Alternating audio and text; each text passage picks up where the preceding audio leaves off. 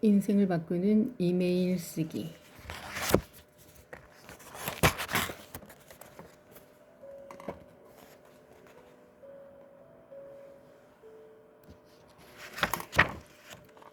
일곱 번째 비기. 돈 벌기 위한 일에서는 무조건 최대 금액을 끌어낸다. 멋지고 아름답게 돈 더 받기.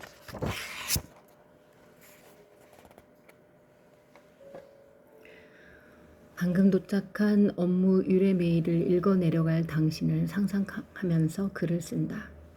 우선 축하하고 싶다. 큰 건이든 작은 건이든 누군가가 우릴 찾는 게 당연하지 않다. 아무도 일을 맡기지 않는 시기의 불안을 아는 자라면 업무로 인한 스트레스를 잠시 즐겁게 관망할 수도 있을 것이다. 마냥 적막할 뻔했던 우리 삶에 누군가가 노크를 하고 있다는 의미니까. 내게는 메일함을 열며 일단 야호라고 중얼거리는 습관이 있다. 그러고 나면 성에 차지 않는 의뢰 메일도 얼추 기분 좋게 읽게 된다. 물론 그렇다고 호구처럼 답장해서는 안 된다. 특히 돈에 관한 부분은 초창부터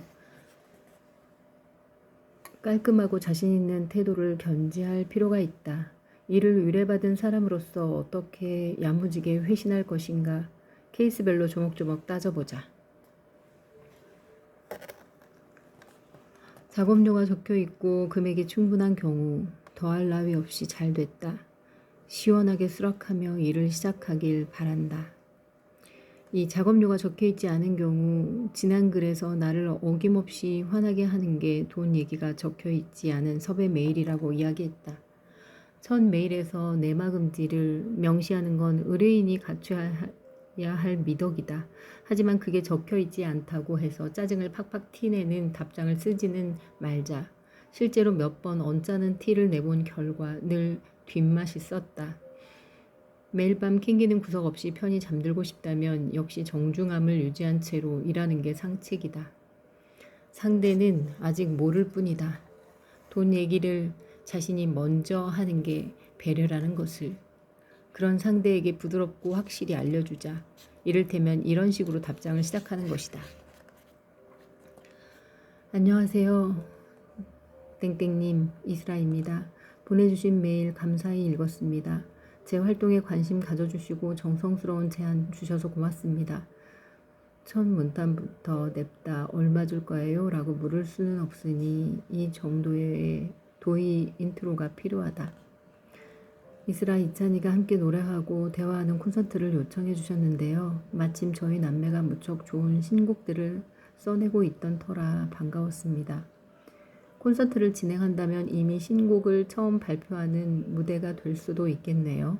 이찬이는 공연으로, 저는 지필로 분주한 탓에 수락 여부는 조금 더 논의해 봐야 할 것 같습니다. 설명. 두 번째 문단에서는 업무에 대한 나의 이해 및 반응을 간략하게 적어보자. 중요한 건 수락할지 말지 확실히 결정하지 않은 채로 적는 것이다. 이 문장을 보면 대략 긍정적으로 검토하고 있는 것처럼 보이지만 분명한 확답을 주지는 않았다. 당신이 원하는 게 뭔지 이해하고 있고 내가 맡으면 분명 잘할 수 있는 일이지만 아직 하겠다고 말한 건 아니다를 암시하는 게 포인트다. 그런데 작업료가 적혀 있지 않아 고민이 됩니다. 보통은 첫 의뢰 메일에서 일의 내용과 정확한 페이를 명시해 주시거든요. 이쯤에서 부드럽게 일러둔다. 돈 얘기를 의뢰인 쪽에서 먼저 꺼내지 않으면 작업자가 번거로워질 수 있다는 점을 현명한 의뢰인이라면 이후 다른 작업자에게 메일을 보낼 땐 같은 실수를 반복하지 않을 것이다. 이번엔 내 쪽에서 먼저 기세 있게 물어보자. 저희에게 책정된 예산을 먼저 말씀해 주실 수 있을까요? 나는 얼마 정도를 받고 싶다고 내 입으로 먼저 말하지 않는다. 상대가 어느 정도를 준비하고 있는지 모르기 때문에 일단 말을 아낀 채로 그쪽이 먼저 성의를 보여주도록 인도한다.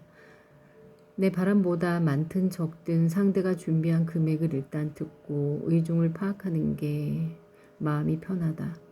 정말 여러 버전을 시도한 뒤 최종적으로 정착한 문장이 바로 이거다. 저에게 책정된 예산을 먼저 말씀해 주실 수 있을까요? 돈 얘기를 요구할 때 사용하기 참 좋은 문장이다. 담백하고 명료하다. 부디 마음껏 활용해 주시기를 바란다. 이 질문을 하는 건 전혀 부끄러운 일이 아님을 명심하자. 이 얘기를 터부시하는 청탁처를 오히려 경계해야 한다.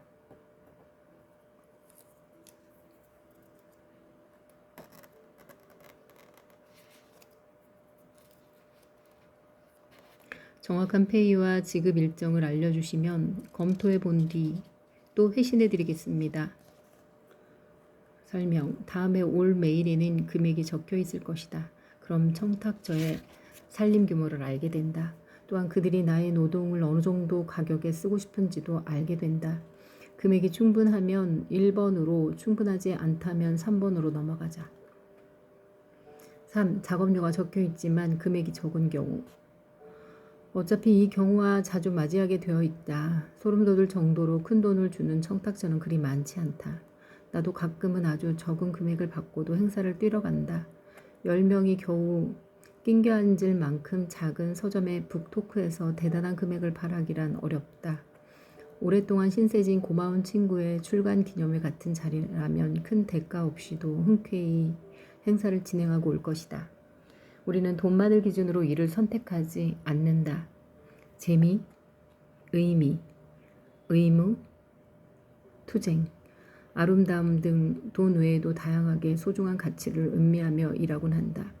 허나 냉정히 말하자면 그런 여유를 부릴 수 있는 것도 평소 돈을 벌어 놓았기 때문이 아니겠는가.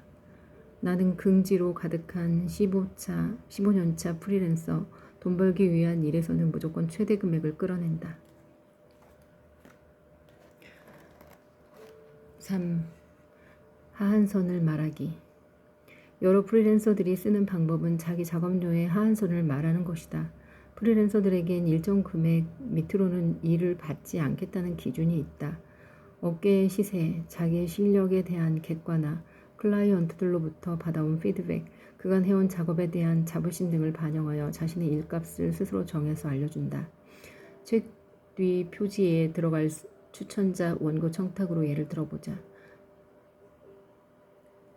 땡땡 만원의 원고료를 제시한 청탁처에게 그보다 높은 금액으로 정해둔 하한선을 알려주면서 저는 추천사 집필의 경우 땡땡 만원 이상 책정된 청탁만 받고 있습니다. 라고 대답하며 상향 조정을 요청하는 식이다. 강연료가 너무 적을 때에도 제가 출장 강연 일을 받는 최소 기준은 땡땡 만원입니다. 이에 맞춰 예산 조정이 가능하다면 말씀해 주시고 어려우시다면 아쉽지만 다음을 기약하겠습니다. 라고 대답할 수 있다. 자기 노동의 일관된 기준을 상대에게 알려준다는 점에서 깔끔하다. 하지만 내가 더 선호하는 방식은 따로 있다. 3. 상한선을 향해 가기. 내게도 노동의 일관된 기준이 있으나 고정불변의 무언가는 아니다. 가난한 청탁서에서는 굳이 돈을 뜯어내고 싶지 않고 돈 많은 청탁처에서는 가능한 최고 금액을 받고 싶다. 상대가 분명 돈을 더 줄 수 있을 것 같은데 소극적인 예산을 제시한 것 같을 때 나는 의기소침해지는 대신 동사를 하나 꺼낸다. 여기서 꺼낼 동사는 힘쓰다 이다. 구체적인 사용법을 공유하겠다. 땡땡 작가의 신작 추천서를 저에게 요청해 주셔서 다시 한번 고맙습니다. 명작의 뒷표지에 실릴 문장인 만큼 정말 탁월한 추천의 글을 쓰고 싶습니다. 고려를 땡땡 만원으로 안내해 주셨는데요. 땡땡 작가의 모든 작품을 열렬히 탐독해온 독자로서 오랫동안 회자될 추천서를 쓸 자신이 있습니다. 표사에 실릴 추천서 전문의 완성도는 물론이고 표 1. 띠지 문안에 실릴 카피도 강력한 후킹이 있는 한 줄로 뽑을 수 있도록 각별히 신경을 써서 집필할 것입니다. 추천사가 효과적인 마케팅이 될 수 있도록 제가 최선을 다할 것인 만큼 원고료 상향 조정에 힘써 주실 수 있으신지요? 아주 자신있고 강력한 요청이다. 정확히 얼마를 더 올려달라고 말은 안 했지만 상당히 최선을 다해달라는 뉘앙스가 느껴진다. 내 쪽에서도 전력을 다할 것이라고 약속해서 그렇다. 힘쓰다는 특별한 저력을 가진 동사이다. 이 맥락에서는 의뢰인을 힘들게 만든다기보다는 의뢰인이 이미 가진 역량을 더욱 끌어올리는 역할을 한다. 구체적인 금액을 언급하지 않고도 상대가 좀 더 힘써보고 싶어지게 한다. 물론 힘써달라고 할 때 그냥 부탁해서는 안 된다. 내가 왜 이 일의 적임자인지, 내가 제공할 노동이 당신에게 왜 매력적인 선택인지 설득하는 수고가 병행돼야 할 것이다. 당신이 정말로 자신 있다면 이 한 문장을 덧붙여도 좋다. 원고료 상향 조정에 조금 더 힘써 주실 수 있을까요? 최대 예산을 말씀해 주시면 감사하겠습니다. 최대 예산 언급 또한 조심스럽지만 막강한 요청이다. 상대가 곧장 상한선을 제시해야 할 만큼 빼어난 작업자들이 쓰기에 적절한 문장이다. 한편 상대의 제안이 특수하고 맞춤 제작에 가까운 형태일수록 내가 내미는 견적서도 구체적으로 진화할 수 있다. 이찬이와 제가 함께하는 콘서트는 일반적인 강연보다 특별한 행사입니다. 별도의 기획과 합주가 필요하고 악기와 음향 장비 이동과 리허설도 큰 일이기 때문에 평소보다 더한 시간과 품이 듭니다. 그만큼 평소보다 더 화려하고 매력적인 행사가 될 거라고 예상합니다.